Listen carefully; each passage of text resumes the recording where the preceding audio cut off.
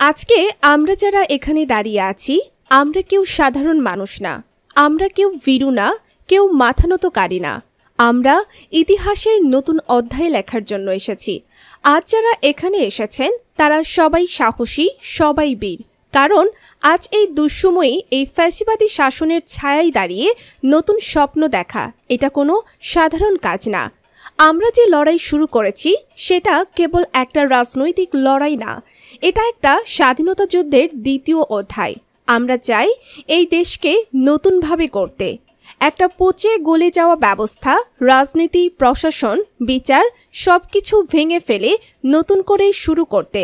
এই লড়াই জুলাইয়ে শুরু হয়েছিল, কিন্তু আজ তা আগুন হয়ে ছড়িয়ে পড়েছে।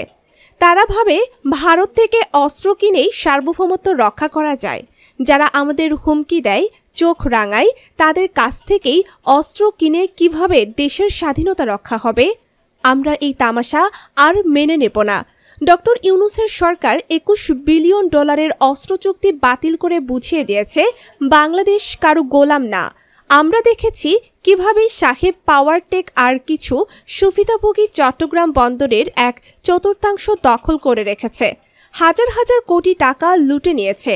আর যখন সরকার বন্দরের আধুনিকীকরণে উদ্যোগ নেয় তখন তাদের গায়ে আগুন লাগে। কেন?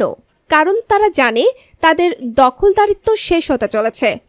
এনবিআর সবচেয়ে দুর্নীতিগ্রস্ত জায়গা, যার মাধ্যমে কোটি কোটি টাকা পাচার হয়। সেইখানে যখন সংস্কারের উদ্যোগ নেওয়া হয় তখনও শুরু হয় চিৎকার।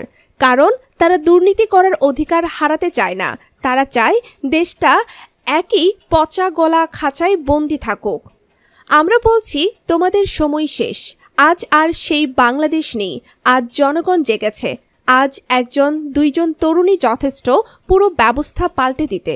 ইনশাআল্লাহ এনসিপির হাত ধরে নোয়াখালীর মাটি থেকেই সেই অভ্যুত্থান আবার শুরু হবে। আজকে যারা শহীদ হয়েছেন, রিজভী, রিটন, আবু, শাহিদ, মুগ্ধ, তাদের রক্তের ঋণ আমরা শোধ করব।